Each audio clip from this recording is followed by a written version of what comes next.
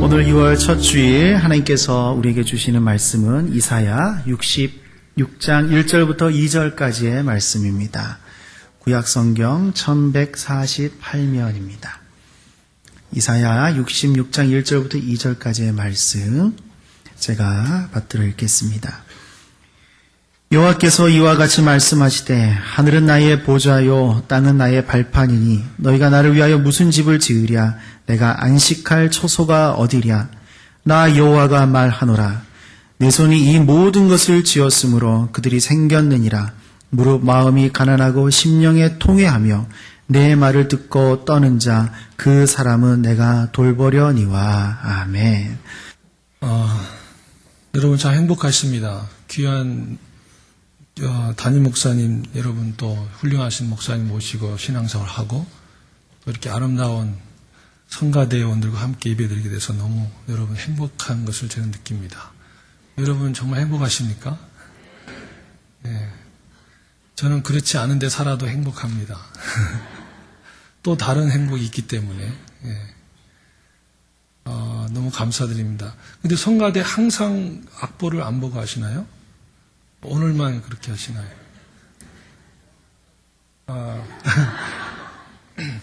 너무 감사합니다.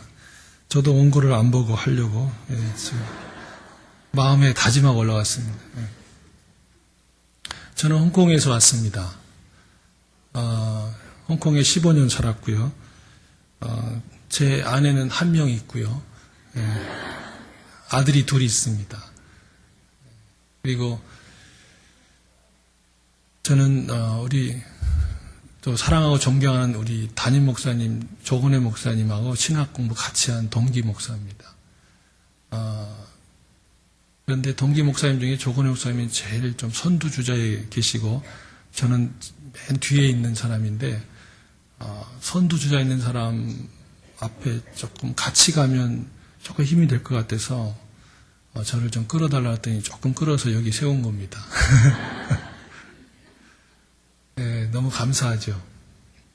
지난 목요일하고 금요일, 토요일 3일 동안 여러분 사랑하는 자녀들, 청년들이 저기 천보산 기도원에서 2박 3일 동안 수련했는데 제가 강사로 어떻게 하나님 은혜로 오게 돼서 조 목사님이 오늘부터 이제 안식월을 가진다는 얘기를 하시면서 원래 여기 강단에는 아무나 세우지 않고 아주 훌륭한 목사님들과 한국에서 유명하신 분들만 쓰는데 그냥 온 김에 한번 해라 그래가지고 제가 홍콩에서 온 김에 지금 하게 된 것입니다.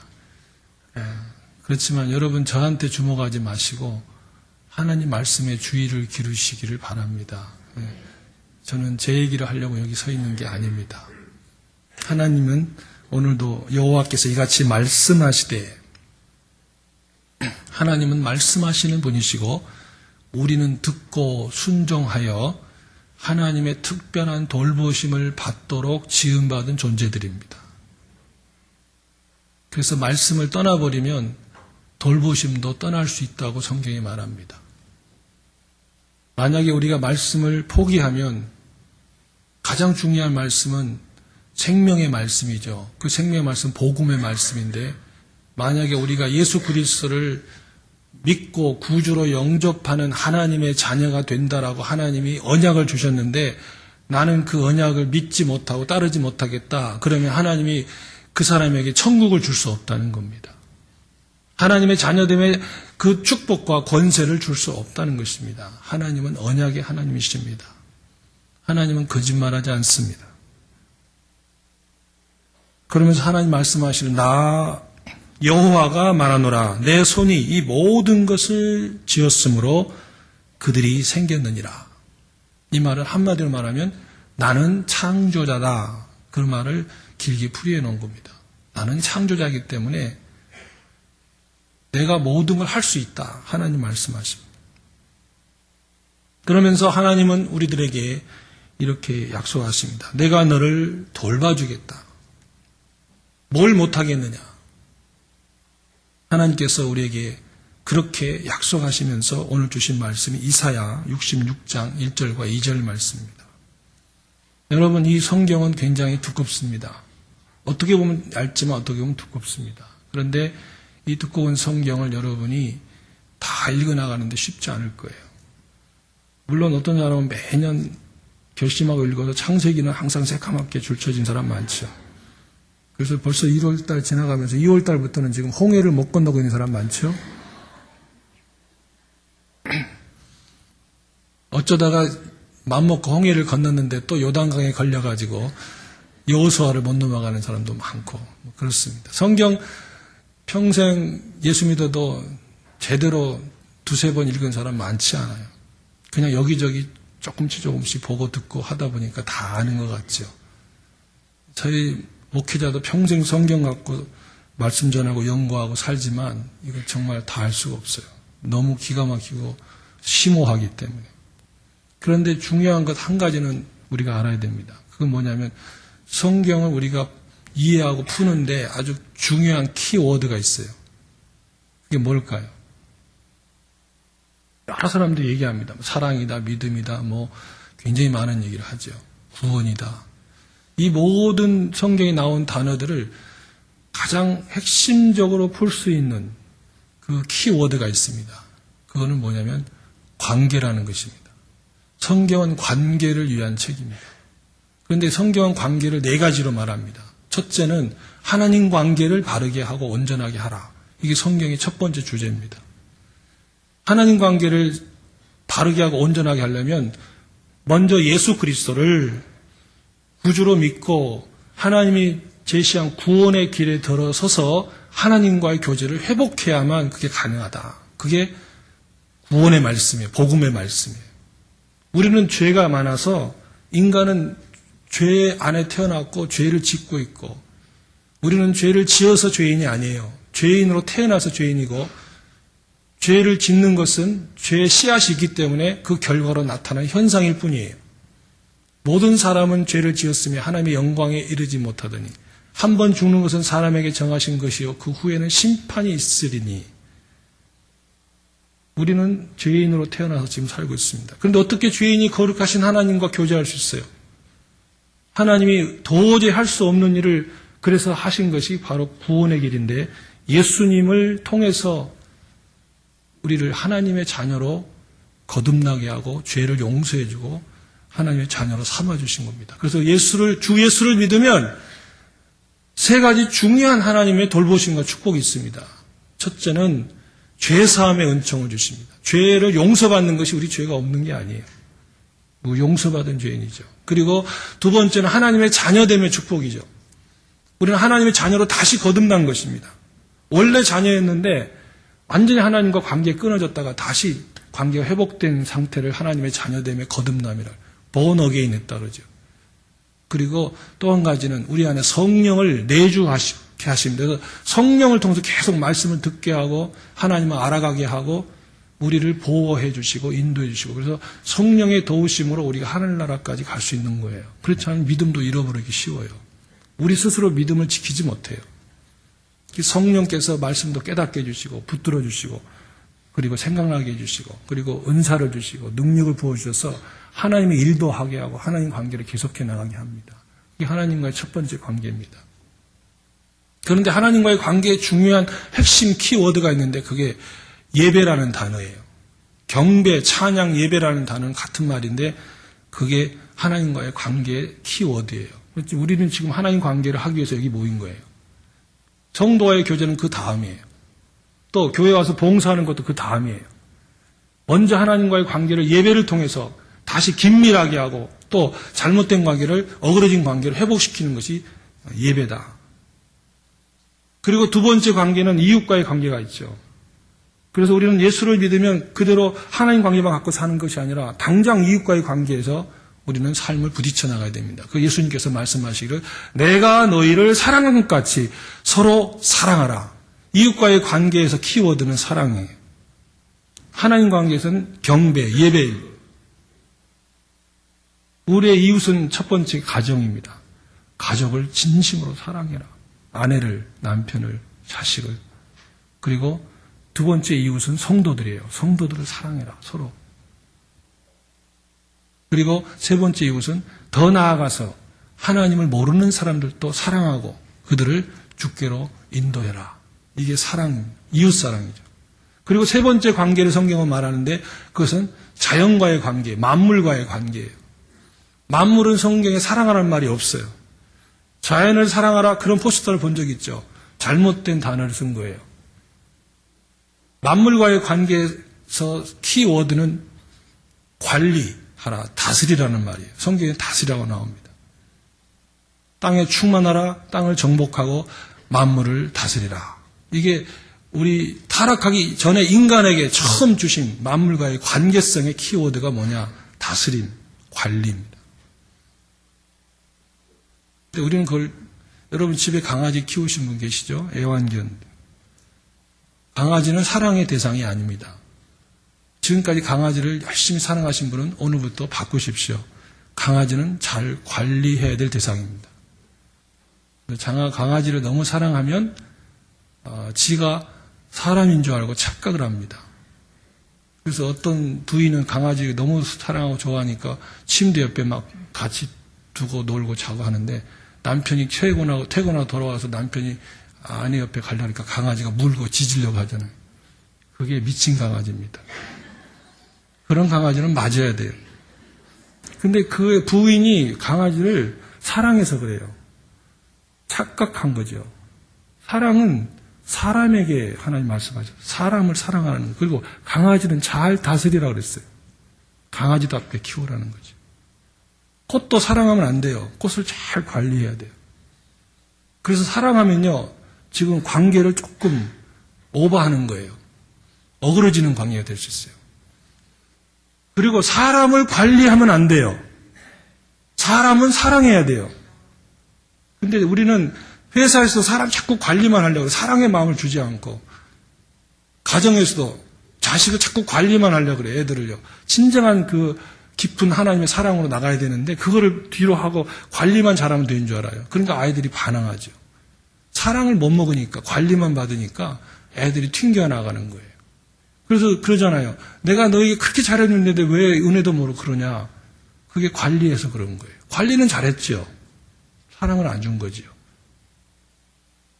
그리고 성경은 네 번째 관계를 말합니다. 그것은 사탄, 죄에 대해서 어떻게 해야 되냐. 그 네 가지 관계를 말하는데 네 번째는 죄는, 사탄은 대적하라, 물리치라, 피하라 이렇게 돼 있어요. 한 번도 사탄을 경배하라, 사탄에 대해서 사랑하라, 사탄을 섬기라는 말이 성경에 한마디도 안 나오죠. 죄에 대해서도 그런 말이 절대 안 나오죠. 그런데 우리가 그렇게 하면 뭐예요? 하나님을 배반하게 되는 거죠. 관계의 어그러짐이 곧 죄입니다. 여러분 한문을 다 아시죠? 모르시는 분 혹시 모르는데 죄라는 단어가 넉사자에다가 안일비자예요. 네 가지 관계가 아닌 것, 이게 죄예요. 대부분 다 감동받는데 여기는 아무 반응이 없습니다.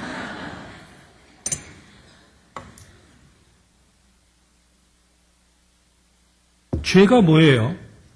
관계의 어그러짐이에요. 그거를 우리가 회개하는 거예요. 마땅히 경배해야 될 하나님을 경배하지 아니하고 세상 만물을 경배하고 돈을 경배하고 돈을 사랑하고 마땅히 사람을 사랑했는데 돈을 사랑하고 이게 뭐예요? 죄지요.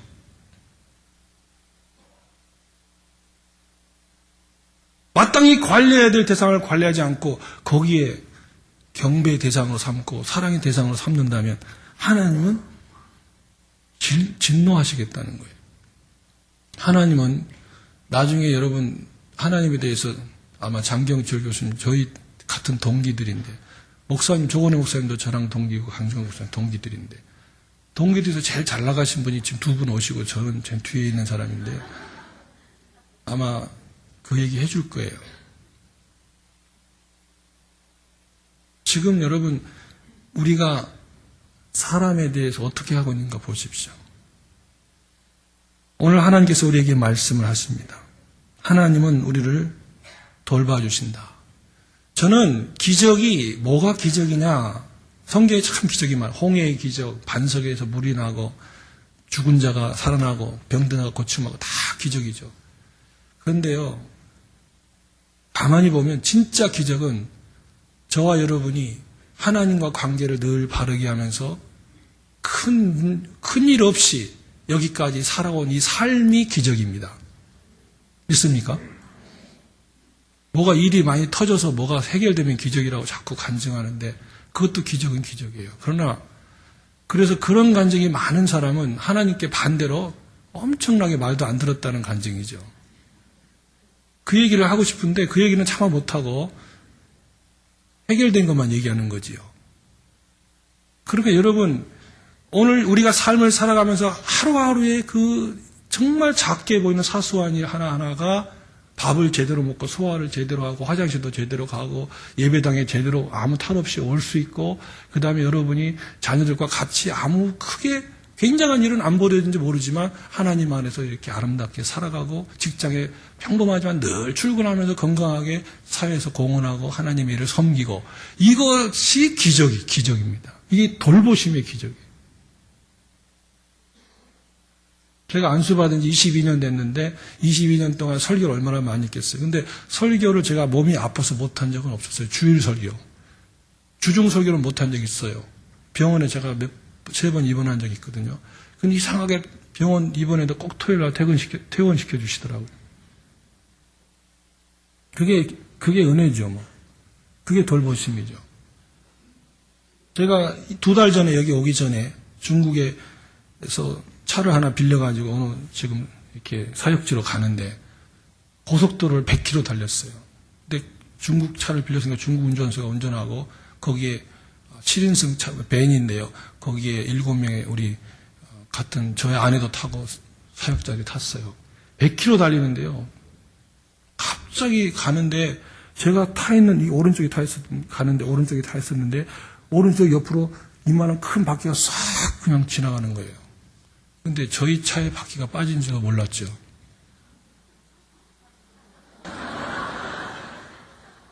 우리 차에 바퀴가 빠져서 그걸 먼저 가는 거예요, 바퀴가. 기가 막히네. 저도 모르고 사람도 다 몰랐어요. 운전수도 모르고 그냥 가는 거예요. 자기 차에 바퀴가 빠져서 가는데 저게 누구 바퀴야? 그래서 저는요. 근데 갑자기 뒤에서 막 연기가 나고요. 난리가 났어요. 그대로 달리니까. 차가 전복되면 우리 다 죽습니다. 뒤에 차들이 막 따라오잖아요. 고속도로 100km 달리는데. 여러분, 여기 서 있는 게 은혜죠. 돌보심이죠. 여러분, 이와 비슷한 일이 얼마나 많았을까. 다 간증할 수 없지만 그런 게 얼마나 많아요. 오늘 여러분, 신명기 11장 12절을 읽겠습니다. 한번 읽겠습니다. 시작. 내 하나님 여호와께서 돌봐주시는 땅이라 연초부터 연말까지 내 하나님 여호와의 눈이 항상 그 위에 있느니라. 아멘. 돌봐주신다는 말이 나오고 그 다음에 거기에 하나님께서 뭐라고 말씀이 연초부터 연말까지 내 하나님 여호와의 눈이 항상 그 위에 있느니라. 오늘 지금 우리가 2월달이지만 연초죠. 연초부터 연말까지 적어도 아니면 뭐 계속 되겠지만 우리가 이렇게 해를 정해서 말씀하신 이유가 있죠. 연초부터 연말까지 여러분의 모든 삶의 구석구석 하나님의 눈이 함께하기를 축복합니다. 아멘 하신 분은 그게 꼭 될 줄로 믿습니다. 안 하셔도 될 수 있어요. 근데 그건 제가 장담 못하겠어요. 여러분 북한 땅과 남한 땅 한번 보세요. 돌봐주시는 땅하고 그렇지 않는 땅의 차이를 한번 보세요. 사람도 차이도 있고 땅도 차이도 많습니다. 땅은 어떤 때는 사람을 의미해요. 북한 사람들이 우리처럼 일을 안 했나요? 새벽벌 보기 운동하고 천삽 뜨고 뭐 허리 펴기 운동하고 천리마 운동하고 운동은 다 했지만 안 되잖아요. 북한 땅이 결코 우리보다 비옥하지 않는 땅은 아니에요. 원래 삼천리 금수강산이에요. 다 좋은 땅이에요. 근데 왜 이렇게 농사가 안 돼요? 왜 이렇게 사람이 피폐해져요? 하나님의 돌보심이 없이는 환경과 처지보다 중요한 것은 하나님의 돌보심입니다. 요셉이 종으로 팔려갔을 때 성경은 말합니다. 억울하게 옥에 갇혀 있고 그리고 남의 집에 종살이하는 요셉을 향하여 성경은 말합니다. 요셉이 형통하니라. 어떻게 종살이하는데 형통하다고 말을 성경에 씁니까? 종은 지금 훈련의 잠깐의 기간일 뿐이에요. 하나님의 돌보심이 있기 때문에 그가 그런 상황에 있음에도 불구하고 하나님 그를 형통한 자라, 하나님이 돌보시는 자라고 성경이 아예 선포해주고 있습니다. 시편 65편 9절 읽겠습니다. 시작. 땅을 돌보사 윤택하게 하시며 하나님의 강에 물이 가득하게 하시고 이같이 땅을 예비하신 후에 그들에게 곡식을 주시니라. 아멘. 하나님이 땅을 돌보셨기 때문에 곡식이 나왔다. 이렇게 말합니다. 열심히 우리 일해야 됩니다. 정말 최선을 다해서 우리 삶을 살아야 돼요. 그게 하나님의 뜻이에요. 부지런해야 됩니다. 게으르면 안 됩니다. 그런데 하나님의 돌보심이 없는 부지런함 속에 열매 없을 수 있다는 겁니다. 이게 성경에 나와 있죠. 사무엘상 2장 11절 읽겠습니다. 시작. 여호와께서 한나를 돌보시사 그로 하여금 임신하여 세 아들과 두 딸을 낳게 하셨고 아이 사무엘은 여호와 앞에서 자라니라. 한나가 아이를 못 가졌을 때 가장 큰 고통과 아픔을 겪었습니다. 고대 사회에 여성이 아이를 엄마가 갖지 못한다는 건 정말 힘든 그런 문화적인 상황이었습니다. 병원 시설도 없었죠. 그때는. 어떻게 하겠어요? 그때 한나에게 하나님이 너 기도하고 하나님께 나와라. 그런 사인을 주신 걸로 알고 술 취한 것처럼 정말 정신없이 하나님 앞에 기도했습니다. 그때 하나님은 한나의 기도를 들으시고 돌보심을 허락했는데 오늘 성경에 뭐라고 그랬습니까? 여호와께서 한나를 돌보시사 그로 하여금 임신이 되게 하고 세 아들과 두 딸을 더 낳게 하셨다. 하나님의 돌보심의 축복이 저와 여러분에게 있기를 축원합니다.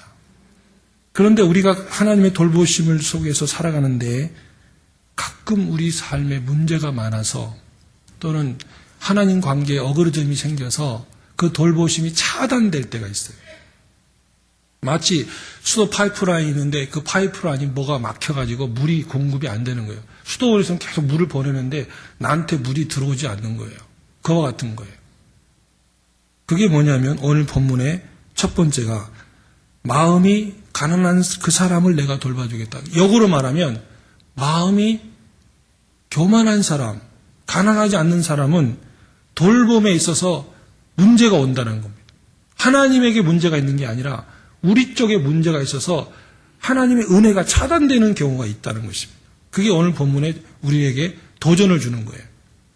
우리가 하나님을 향하여 찬양하고 믿음을 갖고 살아갑니다. 그런데 믿음 있고 찬양하는데도 불구하고 하나님을 바라보는데도 불구하고 뭔가 가로막힌 것이 있어서 하나님이 은혜를 위해서 막 내리시는데도 불구하고 그 은혜가 차단되는 게 있는데 그게 첫 번째 뭐냐? 교만이라는 것입니다. 오늘 성경에 보면 마음이 가난한 사람을 돌봐주겠다고 했는데 그것이 성경의 원문에 보면은 가난하다는 말이 겸손하다라고 돼 있어요.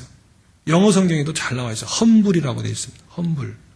마음이 겸손한 사람은 내가 돌봐주겠다. 역으로 말하면 교만하면 돌봄이 차단된다. 그럴 수 있다라는 것을 말씀합니다. 여러분, 내가 신앙생활을 제가 해보면서 제가 마음이 높아졌을 때, 가난하지 못할 때, 겸손하지 못할 때 저는 두 가지를 경험했어요. 첫째는 내가 가진 것, 내 능력을 의지하고 있더라고요. 그러니까 그 현상이 나타나면 뭐가 나타나느냐? 하나님께 별로 무릎 꿇지 않게 돼요. 여러분 지금 하나님께 무릎 꿇지 않고 그냥 자기 힘으로, 자기 능력으로 또 이미 회사도 탄탄하게 조직 다 돼 있고 뭐 애들도 별일 없이 잘 크고 있고 하니까 괜찮다. 막 계속 이런 마음 갖고 자기 의지한 거 가지고 있는 거 의지하고 막 살아가는 사람도 혹시 있을지 모르겠어요. 성경에 말합니다. 그래서 마음이 가난하지 않다는 거예요. 하나님을 의지하지 않는 거잖아요. 하나님을 의지하지 않을 때 성경은 하나님이 우리에게 말씀하니까 그건 교만한 것이다. 이렇게 말합니다. 여러분 우리가 어린아이를 키워보면은 어린아이가 이제 태어나서 한 2년, 두 달 지났어요. 말도 잘해요. 막 걸어다니고 뛰어다녀요. 그런데 어린아이가 갑자기 엄마한테 와서 엄마, 이제 나 혼자 알아서 살아갈게. 그러면 뭐라 그래요? 걔도 몇 대 맞아야 되고요. 정신을 못 차린 애잖아, 걔는. 몇 대 맞고, 그 다음에 너 이리 오라. 네가 혼자 어떻게 살냐고 그 객기를 부리냐. 교만하다고 말해도 교만하다는 말을 못 알아듣으니까 얘는 그 말을 할 수도 없어요. 그 정도로 수준이 낮아요. 우리가 하나님 앞에 그런 존재예요. 우리가 정말 좋은 집을 짓고 안락한 환경을 만들어도 바이러스 하나만 들어오면 그냥 병으로 죽는 게 사람이에요. 그걸 어떻게 막아요?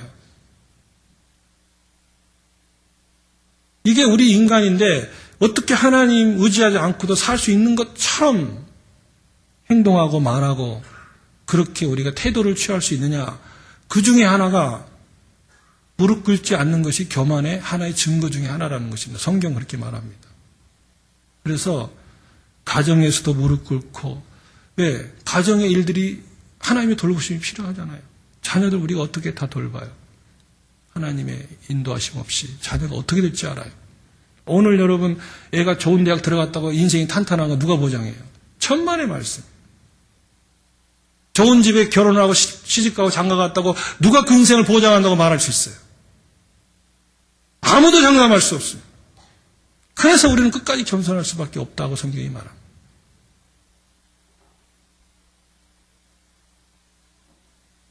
하나님은 말씀하시기를 우리 성경 한 구절 읽겠습니다. 잠언 3장 5절로 7절 시작. 너는 마음을 다하여 여호와를 의뢰하고 내 명철을 의지하지 말라. 그리하면 내 길을 지도하시리라. 스스로 지혜롭게 여기지 말지어다. 여호와를 경외하며 악을 떠날지어다. 아멘. 이 말씀이 아멘입니까? 진짜 여러분 하나님을 온전히 신뢰하시고 내 명철 너무 의지하지 마세요. 명철은 좋은 거예요. 그러나 그거 의지하라고 준 게 아니에요. 잘 사용하라고 준 거지. 돈을 의지하라고 준 게 아니라 돈을 하나님 뜻대로 잘 쓰라고 준 거지. 누가 돈 의지하라고 준 거예요. 이게 거꾸로 하잖아요. 관계에 어그러짐이 있잖아요. 범사에 그를 인정하라. 범사라는 건 뭐예요? 가정의 일, 교회의 일, 봉사하는 거, 회사 일, 모든 것, 우리 생활 속에 모든 거 이게 범사 아니에요. Everything. 모든 일에 뭐 하라고? 그를 인정하라는 말. 그를 인정하라는 말 다른 말로 번역하면 그 앞에 엎드려 기도하라는 뜻이에요. 겸손하게. 하나님을 인정하라는 말은 그런 뜻이에요. 이거는 하나님의 돌보심이 없이는 절대로 제가 이런 좋은 환경 속에도 저는 살아갈 능력이 없습니다. 하나님이 이 자리에 주인 되어주시고 지켜주십시오. 그리고 나아가는 사람. 그리고 스스로 지혜롭게 여기지 말라. 여호와를 경외하며 악을 떠날지어다. 여러분 하나님은 사랑이시니까 뭐 다 그냥 알아서 해주시고 주실 거야. 그렇게 말하는 사람은 하나님을 반만 아는 거예요. 하나님은 공의의 하나님이시기도 합니다. 그래서 여러분 십자가는 공의와 사랑이 동시에 나타난 유일한 사건이죠. 하나님이 그냥 우리를 구원하면 안 돼요. 왜 그렇게 수고를 많이 하셔야 돼요? 뭐 이렇게 번거롭게 예수님이 오셔야 되고 33년을 사셔야 되고 인간으로 그리고 십자가에 이렇게 피 묻혀 죽으셔야 되고 그런 일을 왜 하세요? 그냥 구원하시면 될 것을. 그렇게 그냥 구원하면 하나님은 공의가 없으신 분이니까 스스로 공의를 무너뜨리시니까 그렇게 할 수 없었던 거예요. 그래서 공의를 세우기 위해서 하나님이 당신이 우리가 죽어야 될 자리에 대신 고통당하시고 피 흘리시고 십자가에 대신 죽으시고 그리고 그대로 끝나면 공의로만 하면 우리가 구원 못 받으니까 사랑으로 그 믿는 자에게 구원을 다시 주시는 그 공의와 사랑이 합쳐진 사건이 십자가 사건인데 그 속에서 우리가 하나님의 축복된 자녀가 된 것이지요. 그래서 여러분 진리가 빠진 사랑은 거짓 사랑이에요. 거짓 사랑은 참 사랑이 아니에요. 겸손한 사람들은 남을 함부로 비판하거나 판단하지 않습니다. 제가 교만할 때는 제 마음이 자꾸 남을 쉽게 판단하고 비판하고 싶은 생각들이 생기더라고요. 이게 내게 마음이 높아져 있구나. 그렇게 비판해야 내가 괜찮은 사람처럼 느껴지니까 자꾸 그런 말을 하는데 하나님은 교만한 자를 물리치시고 겸손한 자에게 은혜를 베푸신다라고 약속했습니다. 여러분 신명기 8장 2절을 다 같이 읽겠습니다. 시작. 내 하나님 여호와께서 이 40년 동안에 너로 광야의 길을 걷게 하신 것을 기억하라. 이는 너를 시험하사 내 마음이 어떠한지 그 명령을 지키는지 지키지 않는지 알려 하심이라. 아멘. 여러분 성지순례 가보신 분은 아시겠지만 그 나일강에서 출발해가지고요, 가나안 땅까지는 우리가 부지런히 걸어가면 일주일이면 걸어갈 수 있어요. 천천히 가도 열흘이면 갈 수 있어요. 그런데 왜 하나님이 40년을 이스라엘 백성을 거기 돌렸어요? 왜 40년을 그렇게 하셨어요? 성경 보세요. 이스라엘이 그렇게 일부러 한 게 아니에요. 보세요. 하나님께서 이 40년 동안에 내게 광야의 길을 걷게 하셨다 그랬어요. 하나님이 그렇게 하시는 거예요. 왜? 이유가 뭐죠? 성경에 나와 있잖아요. 너를 낮추시려.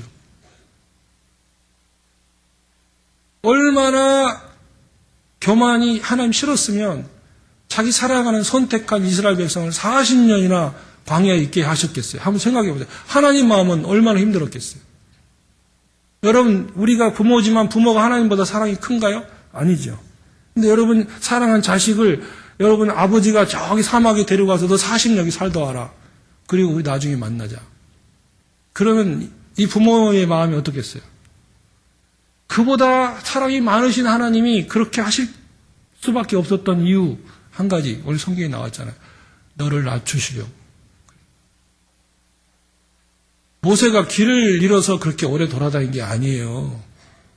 어떤 사람은 모세가 남자고 지도자인데 운전수인데 우리 남편처럼 길도 안 물어보고 혼자 가다가 그렇게 40년 돌아다녔다고 그렇게 얘기하는데 그거는 성경을 잘못 이해하는 거예요. 성경에 답이 나와 있잖아요. 40년을 그렇게 하신 이유 한 가지, 우리를 낮추시려고. 그래서 여러분 그냥 집에 좀 무슨 일이 생기면요 그냥 겸손해지세요. 그럼 빨리 끝나요. 일이 빨리 해결되는데 겸손은 다 숨겨놓고 교만은 숨겨놓고 자꾸 딴 거 갖고 얘기하니까 하나님이 조금 연장시키잖아요. 저도 뭐 이렇게 몇 살 안 살았는데 그냥 병원을 3번이나 입원해가지고 수술받게 하시고 그랬거든요. 근데 제가 가만히 주기적으로 한 15년에 한 번씩 그런 것 같아요. 하나님이 저를 꼭 한 번씩 이렇게 보시고 있다가 또 들어갔다 와라 그러면 갔다 오고. 뭐 들어가면 아무 일도 못하고요. 계속 회개 기도하고 뭐 성경 읽고 하나님 관계 새롭게 하고 그리고 나오면은 또 한 10년 일하다가 또 한번 갔다 와라 그러면 또 갔다 오고. 제가 2년 전에도 갔다 왔어요. 제가 망막이 탈락해가지고 망막 박리가 돼가지고 눈이 안 보이고 그래서 망막 수술하러 들어갔는데 일주일 입원해 있었죠. 홍콩에서. 눈이 안 보이는데 설교를 어떻게 합니까? 신방을 어떻게 합니까? 이게 뭐 기가 막힌 거 아니에요? 망막이 탁 떨어져 버리면 어떻게 뭘 해요? 또 폐병을 하면 팍 쓰러져. 청년 때. 또 무슨 병을 하면 팍 쓰러지고 말하기 어려운 병으로 팍 쓰러지고. 근데 그냥 계속 저는 하나님 앞에 그랬어요. 하나님 저 교만한 거 죄송합니다. 저 다시 한번 기회 주세요. 그러니까 지금까지 또 잘하고 있잖아요. 그리고 내가 좀 뭔가 하면은 그냥 내 능력이 괜찮은 줄 알고 계속 이렇게 뭐 기도도 안 하고 무릎도 안 꿇고 머리 뻣뻣하게 돌아다니면서 뭐 막 기도보다 더 일을 더 많이 하고 너무 많이 막 다른 걸로 내 자신을 드러내고 이러니까 하나님이 도대체 네 능력으로 지금까지 한 줄 아느냐. 그리고 탁 다시 한번 들어가. 그럼 또 들어갔다 오고. 여러분들 지금 들어갔다 오시면 몇 분 계시죠 여기.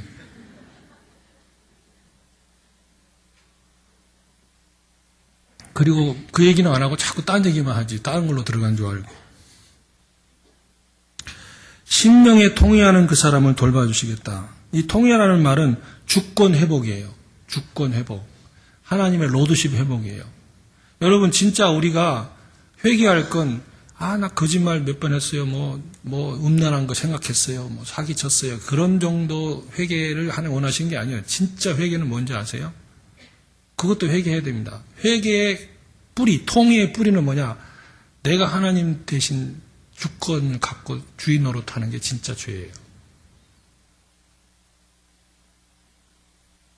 이게 주 예수를 믿는다는 건 여러분 로드 지저스예요.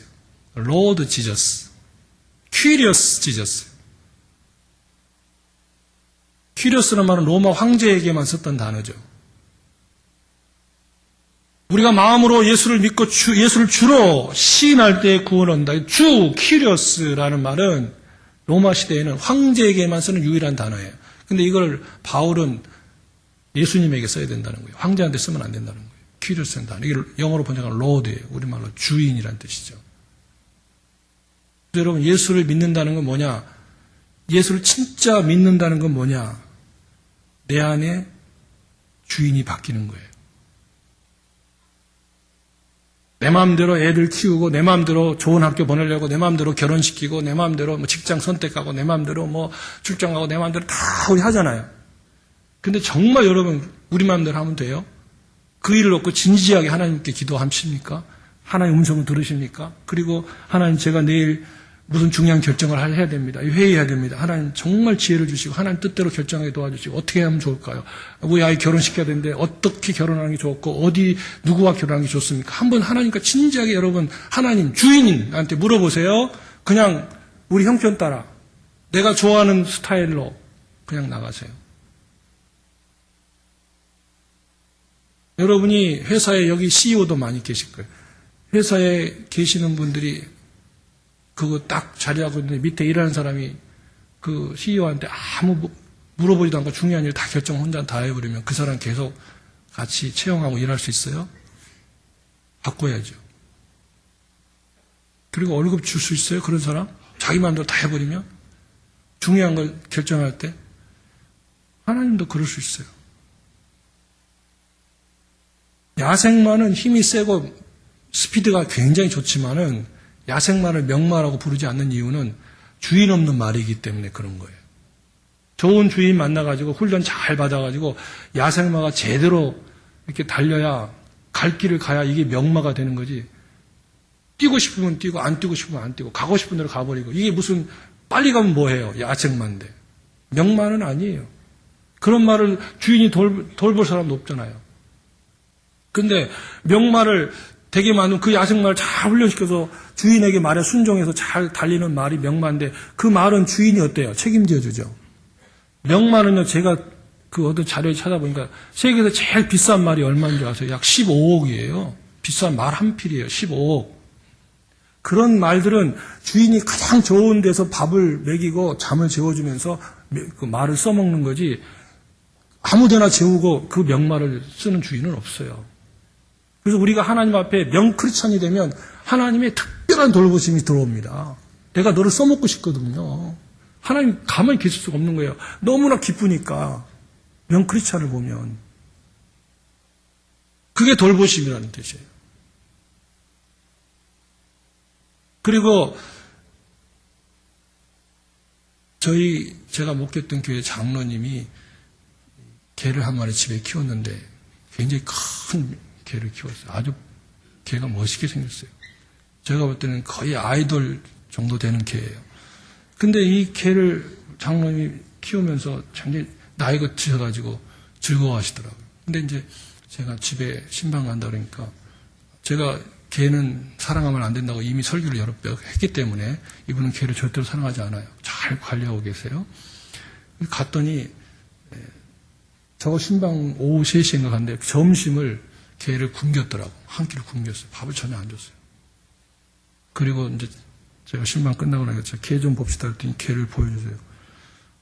또 개 자랑을 많이 하셨어요. 이미 제가 가기 전에. 그래서 개를 보자 했더니 보여주시면서 명견이라는 거예요. 아, 뭐가 명견입니까? 그랬더니. 그리고 배고픈 상태에서 그 장로님이 갈비를 하나 준비하셔가지고 갈비를 딱 떨어뜨려 놨어요. 그 개 앞에다. 그리고 장로님이 그랬어요. 먹지 마. 딱 한마디 했어요. 제가 같이 봤거든요. 15분 정도 봤는데요. 개가 침을 질질 흘리고 있어요. 그거 먹고 싶어가지고. 얼마나 먹고 싶거든요. 갈비를 갖다 놔. 냄새가 나니까 고개를 돌리고 있어요. 그러면서 침을 흘려요. 개가요. 그거 뭐 안 먹으려고. 냄새 안 맡으려고. 자기도 힘드니까. 절대 안 먹어요. 그 침이요. 그 바닥에만 흥건히 그어 있어요. 그게 주인에 순종하는 명견의 모습이에요. 근데요, 잡견은 지 맘대로 먹어버려요.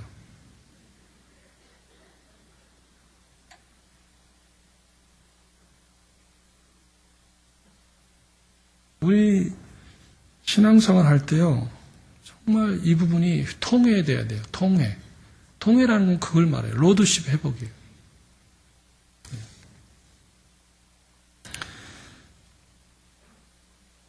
오늘 주일 설교는 너무 길게 하면 안 되기 때문에 원래 우리는 목사님들은 여러분은 팔복을 외우시지만 목사님들은 구복을 외웁니다. 구복. 설교를 짧게 한 자는 복이 있나니 다음에 초청을 받을 것이요. 구복이 있는데 그 복을 놓쳐서는 안 되기 때문에 마지막 부분 하겠습니다. 하나님 말씀 앞에 경외심을 갖는 거. 여기 성경에 보니까 내 말을 듣고 떠는 자. 떤다는 말은 경외심을 말합니다. 불안한 게 아니에요. 너무 귀하기 때문에 마음을 졸이는 거. 이걸 말합니다. 여기 여러분 중요한 계약서 할 때 10억짜리 집을 계약한다. 그럼 거기에 계약서 아무나 사인합니까? 자세히 읽어보고 토시 하나 안 틀리고 이상한 글씨 없나? 혹시 이거 사인 잘못해가지고 집이 넘어가는 거 아닌가? 잘 읽어보고 딱 사인하죠. 모든 계약이 그렇게 되죠. 그게 여러분 계약서에 떠는 자라는 뜻이에요. 계약은 뭐예요? 하나님과 우리와의 언약이 뭐예요? 하나님 말씀이에요. 거기에 대한 태도를 말하는 거예요. 손양원 목사님이 지금 순교하신 지 올해 62주년이거든요.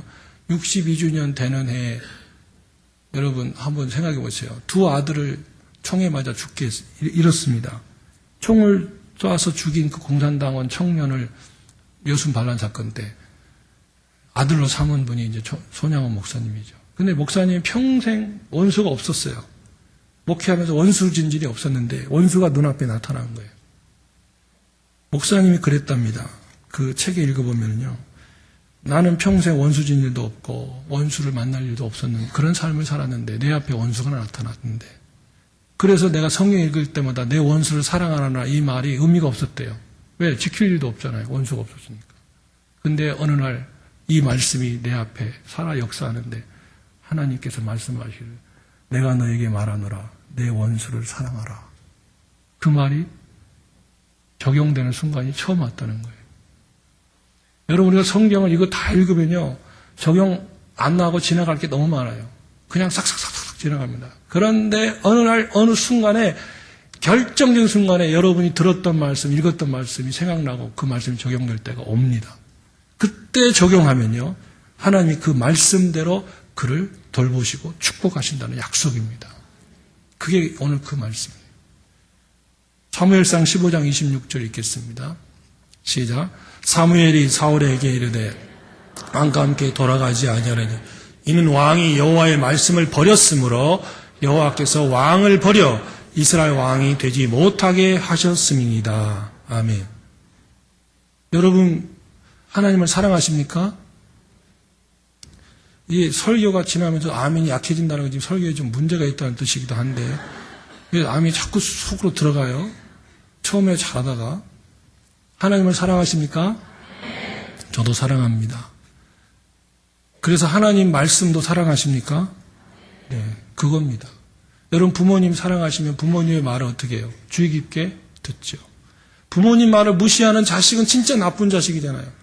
부모님이 그렇게 진지하게 얘기하는데 듣지도 않고 도망다니고 잊어버리고 부모님하고 중요한 약속도 잊어버리고 그렇게 사는 자식이 효도한다고 말할 수 없듯이 우리가 살아계신 하나님 영원한 부모님이죠. 하나님 영원한 우리 아버지시죠. 그 아버지가 말씀하신 것 이 성경에 있는 중요한 얘기들을 우리가 그냥 대충 지나버리고 잊어버리고 지키지도 않고 이렇게 사는 자식이 하나님 앞에 어떻게 훌륭한 자식이 될 수 있냐 말이죠. 그러면서 그렇게 부모님에 대해서 그런 태도를 취하는 자식한테 부모님이 좋은 재산 물려줄 수 없잖아요. 불안하니까. 그렇다고 부모님이 사랑하지 않는 건 아니에요. 그런데 특별한 돌보심을 하기는 곤란해요. 왜? 감당이 안 되는 일을 하고 있으니 우리가 하나님 앞에 그렇게 살 수 있다는 거예요. 지금 이사야 선지자는 지금 바벨론 포로에 들어가는 이스라엘 백성들이 돌아오는 그 직전에 이 편지를 쓰면서 말하는 거예요. 여러분, 우리가 바벨론 포로 왜 된지 아십니까? 이래서 된 겁니다. 그런데 하나님이 우리를 놓지는 않고 계십니다. 사랑하고 계십니다. 그러나 하나님의 특별한 돌보심을 지금 우리 다시 받아야 됩니다. 그럼 우리 어떻게 해야 됩니까, 여러분? 그 이사야 오늘 마지막 장이잖아요. 66장. 마지막 장. 그래서 뭐라고 했어요? 우리 좀 더 하나님 앞에 겸손합시다. 그리고 우리 진짜 하나님 주권을 회복합시다. 우리 통해 잡아갑시다. 그 자질자질한 죄 하나 회개했다고 회개할 그런 얘기 하지 말고 진짜 주권 회복에 대한 회개 기도합시다.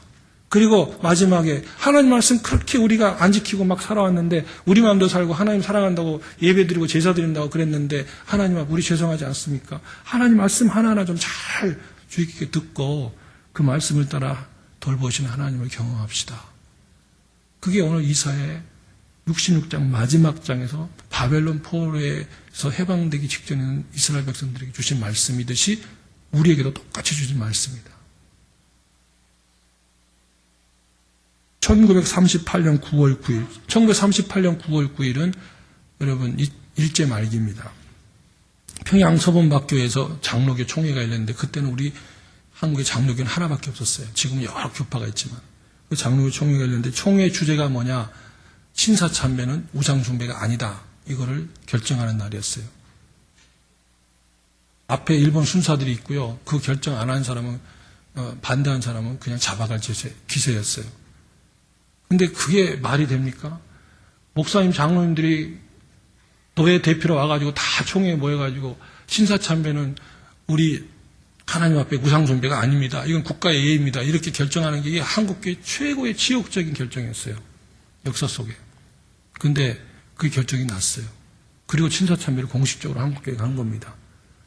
근데 그 자리에 있던 사람들 중에 한 노예는 도저히 이건 말이 안 된다. 이건 있을 수 없다. 우리가 고난당하더라도 우리는 반대하겠다. 그냥 회의장을 빠져나온 사람들이 있었어요. 그리고 12년이 지났는데 6.25가 터졌어요. 6.25가 터지고 나서 여러분 한국교회가 어떻게 됐어요? 99%가 다 불탔습니다. 하나님이 재단을 다 헐어버렸어요. 그리고 다시 시작하라는 거예요. 역사는 우리 삶의 교훈이죠. 거울이죠. 다시 하라는 거예요. 여러분 집과 우리 사는 집과 여러분이 헌금하고 그리고 기도에 세운 예배당이 다 한번 불탄다고 생각해 보세요. 이것도 한두 개가 아니라 99% 한국교회가 다 불탄다고 생각해 보세요. 이게 보통 일입니까? 우리네 역사에 그런 역사가 있었어요. 하나님이요 공식적으로 우상 숭배를 결정하니까 하나님이 그럼 너네 재단 다시 세워야 되겠다. 헐어버린 거예요. 그리고 인민군이 낙동강까지 내려왔는데 낙동강 전선에서 딱 진을 치고 더 이상 못 내려왔죠. 근데 우리 군대가 잘한 것도 있지만 우리 군인 때문에 낙동강을 이남을 정령 못한 게 아니에요. 하나님이 붙들고 계셨던 거예요. 왜 그런지 아세요? 이게 역사의 교훈이에요. 그때 총회 때 38년 9월 9일 총회 때 그 결정에 반대하고 빠져나온 대표들이 경남노예였어요. 경남노예 교회만 불에 안 탔어요. 이해가 되세요?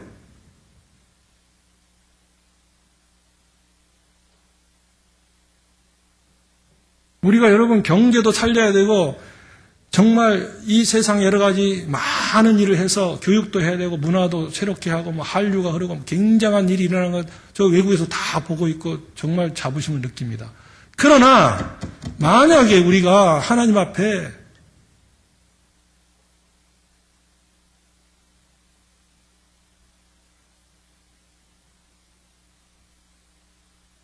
이 부분에 있어서